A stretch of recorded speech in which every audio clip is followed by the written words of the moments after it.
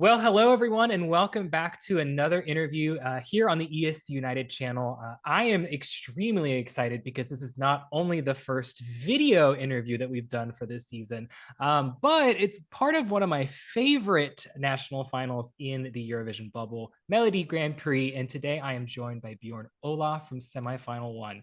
How are you doing today, Bjørn? Yay! I'm just so excited. I'm just as excited that like you are. So yeah, I can't even find my words. I'm stumbling already. No, but I'm just so happy it's afoot and everything. The press launch was amazing, and I'm just really happy to be a part of it all and to be here. I feel I feel really honored. Good, good. And I know that we've been talking a little bit about specifically that press journey. You had mentioned that your schedule is chaotic and full. So how, just give us a little, I guess, a little bit of a back door here. What does the experience look like when you are a participant in Melody Grand Prix and doing all that press? I think it will be different from artist to artist because I'm also I also run my own label, so I have to balance several roles kind of. I have a management and a manager who helps me, but it's like it's a lot. It's emails, messages, and a lot of love, and I'm kind of I just have to give it back. I just need to answer. I wanna like everything. I wanna comment everything. I want people to know that I see what they write. So maybe I'm putting too much on myself, but it's kind of who I've always been. So I'm trying to do my best. I find it kind of chaotic, but really, really fun. Yeah. Well, and I Yeah. think specifically, I know that you had just mentioned that you have that record label. So for people who maybe don't know, I mean, they kind of know a little bit about you from your NRK biography that was in the press release. But for maybe people who are kind of finding out about you for the first time, why don't you give Yeah. us some information? Who Who am are I? you? Who am I? Well, I'm Bjørn Olav Edvardsen. Bjørn means bear in English, just so you know, because I'm kind of a big bear now. I actually told NRK that I've been dreaming about Eurovision and MGP since I was a little bear, and now I'm a big bear. So I'm finally here. But yeah, I'm a singer. I'm a songwriter.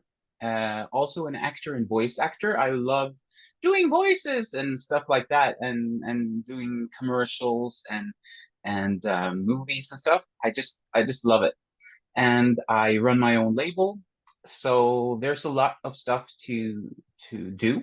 But I think it's really really fun, and I've always loved entertainment, musicals, theater, music, just everything that has to do with entertainment. So it was natural for me to do it and to jump into this chaotic world, which is the music industry. But it's so much fun and really rewarding when you put something new into the world. So a really emotional songwriter and singer, and I like to do everything with my heart. That's Bjørn Olav.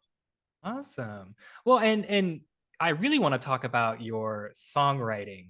We'll get to your Melody Grand Prix entry here in a second.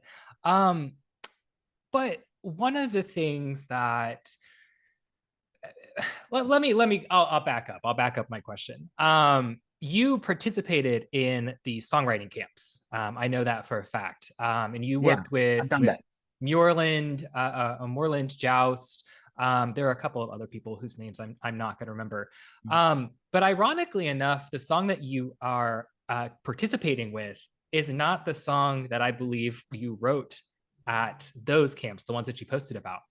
Are we No. ever going to get to see some of those entries? Well, I wrote them in October, and my entry for this year was already decided. So these songs were not meant for this year. So that's all I can say. Okay, all So, right. but I think something was born on that camp, and I would like to put it into the world one day. But in which form and which format and which show, I don't know. We'll have to see. All right. And I always love asking this question, but since you're from Norway, I'll ask you. Alexander Rybak in 2018 famously was quoted in his song saying that a songwriting process is two steps. First, you just got to believe in it and sing about it. And then the second step Yeah. is you just got to roll with it. Would you say that the songwriting process is that simple, or did he kind of boil it down a little bit? It's kind of boiled down, but I think it's true in some ways because it depends on the session. It depends on your mood. It depends on which idea you have and how excited you are. So I think that's very possible. It's usually not what I do. I think I connect a lot with, emotions and a story and everything. So I think he is very correct in what he experienced. But I think it's really different from person to person, actually. Yeah. Gotcha. Well, and you've mentioned, I think this is now like the second, maybe third time that you've kind of mentioned that emotional piece to music and to Yeah. songwriting. But I've noticed that, especially when I was listening to a lot of your songs that you've released on like Spotify and YouTube, you've experimented across a number of genres. So how You would think you so? describe? Oh, I would say so. I mean, there's like some dance pop in there. Your Melody Grand Prix entry is more of like a ballad. So how would you describe your personal like musical style? I understand what you're saying because it's true, and I think that's because I've worked with different producers, and I've been kind of always I'm just being on board on ideas, and I really like it, and I love the product, I love what we have, and then I want to put it into the world, but maybe sometimes I didn't quite think that this is Bjørn Olav and this is Bjørn Olav and this to find my way. So I've been experimenting just to maybe get back to who Bjørn Olav really is. Uh, but I don't think that's necessarily a bad thing. But I think maybe some people have trouble placing me. So I'm actually also a songwriter for Geronimo, another Mhm. song that's in this mix now, and it's totally different than my entry. So I think it's also a testament of kind of that you can write different songs as well. Just so I'm trying to, what do you call it, wheel my craft, trying Mhm. to be better at my craft. I haven't really written songs together with other people since 2019, and before that I only wrote with my producer, and I just wanted to expand my horizon. Yeah. So but it's always going to go back to the emotional part, and I believe my kind of like music from my heart, it has a lot of organic elements, and more of a cinematic landscape, like a dreamy dream pop, more like that landscape. That's what I feel, almost like movie music, if you know what I mean. Yeah. Yeah. You kind Yeah. of want to, it sounds like through your music, kind of use it as a vehicle to move your listeners along with the story and the Yeah. emotions and the feels. Yeah, I want to take them like on a journey, like into maybe my head, and through there maybe they have their own experience while listening to it. But as long as I can take them on a journey, I think it's so unique and fun how people react to music. And I remember I could sit in my room for hours listening to different kind of songs, and I just kept dreaming about the future, and I was crying about something in the past. I was music is wonderful that way. It's a universal language, and as I said on some of my profiles, I want to be part of that conversation. Yeah. Well, and I do want to, I promised you we would talk about it. So I want to talk about your specific entry. So Yeah. your entry is titled Turn Off My Heart. And you actually got to work with two, I'd say, very well known individuals in the Melody Grand Prix scene. That would be Christian Ingridsen, who I think we interviewed last year, and Henrik Thaler, who, if people don't know who Henrik Thaler is, he co-wrote the Spirit in the Sky entry that went to Eurovision in 2019. Yeah. So, what was the songwriting process like for this entry, and about how long did it take for you to get to the final product? Yeah, I still can't believe I worked with those two because they're so talented, and both of them are winners. And here comes I'm a debutante, and so feeling the pressure, but they're so lovely. And I worked with Christian in the studio and Henrik more on the producer side. And I actually tried to work with Christian for several years, but he's been busy, I've been busy, and we just keep, bumping into each other at parties and stuff, but we never got to work together. So finally, I just went to his studio and we sat down, we had a long talk, we started writing, and actually I kind of broke down in the session. It's kind of embarrassing, but um, I kept coming back to the feeling that I'm here again. I'm trying to write songs. I'm trying to make a career out of this, but people keep judging me and they keep giving me, saying bad stuff and hurting me. It's been a lot of weird stuff, and it just kept pushing me back. So I didn't want to do it anymore. I didn't think that music was fun. I started to withdraw like into myself, and that's a really bad combination when you're on stage and you're going to deliver something from your heart, and you just want to be somewhere else. So I had to break through that, and Kristen actually opened up and said that he feels the same way sometimes. If he gets like a bad review or a hurtful word right before he goes on stage, maybe he will do a worse job than he would do if he could just switch it off. And there it was born. The whole thing about switching off the heart, the mind, just wishing that you could turn it off for a while so you could just do your job, do your thing, and go through life like I'm strong, everything. But you can't do that. You can't turn it off. But I wanted to tell people that I wished I could sometimes and just shout it out there. And that's what the song is about. But I've heard different reactions, and I love that people have different views of the song and make their own story. So I don't want to color it too much with but that's the emotion behind it. And I started crying. I almost didn't stop, and he was so warm and just took care of me. He was my psychiatrist that day. I think a lot of artists have that experience in studio sometimes when they feel like they're onto something real and something they need to break through. And he said, "Go and sing now." So most of the song, which is on the master, which is on the song, was right after I cried my eyes out.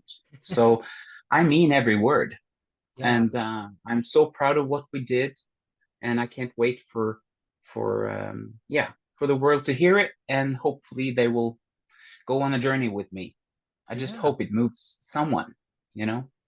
Well, and I think one of the most important parts of what you just said is that maybe people who don't work in or adjacent to the music industry just think that like the songwriting process and the recording process is just so easy, and it just happens super Yeah. quickly, and you get in and you get out. But especially when you're attaching such a personal message to a song like you just described, like it's kind of like theater, and you're an actor, so you get this. You can take on those feelings and those burdens and the anxieties of the character that you're playing, and it becomes like a moment. You're experiencing the moment and that feel while you're in the studio.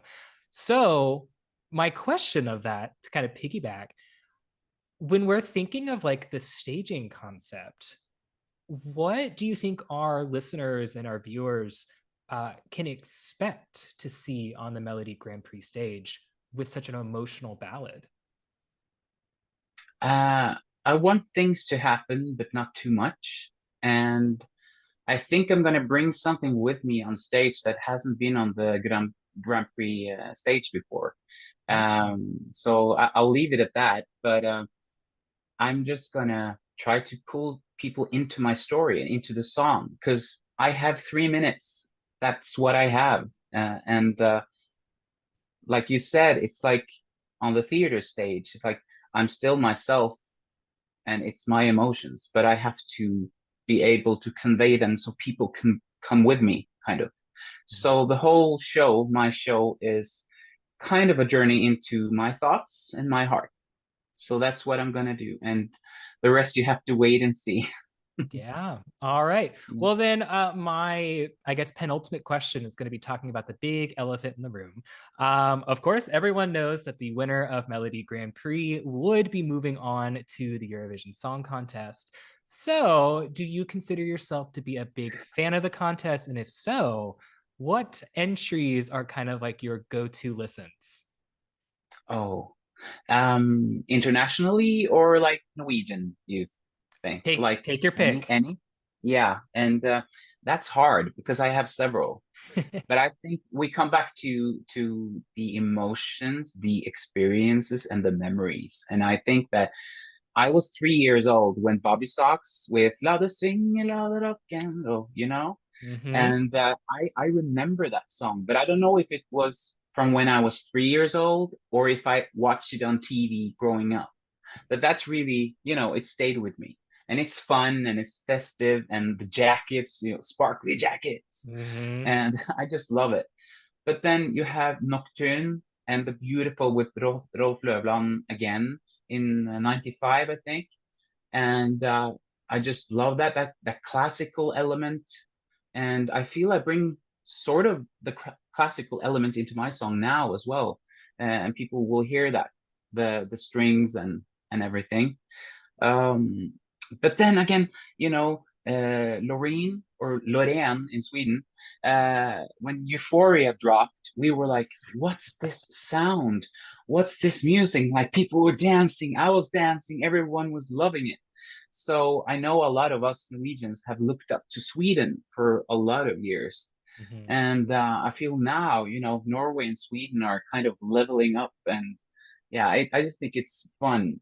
And there's so many great songs. And I feel in Norway, especially, there are songs who are really great that don't make it to the Eurovision. And Hmm. that's also a cool thing that you can have a radio hit in Norway. Or what about Snap? The song that, it's making how many streams now? And it's Yeah. just so cool.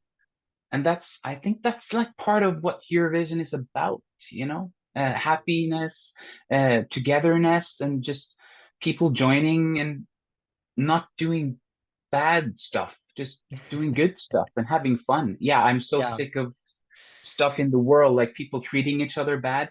Can't we just, you know, be good? I Yeah. know maybe I'm a little naive, but I'm in Norway. We have something called Kardemommeloven, Kardemommeby. It's like a child story about this city, and the police man in this city, he says like everybody can do what they want as long as they don't hurt other people. And that's kind of what we want to live by. I Hmm. think the world is better because of Eurovision. We should have it many times a year. Yeah.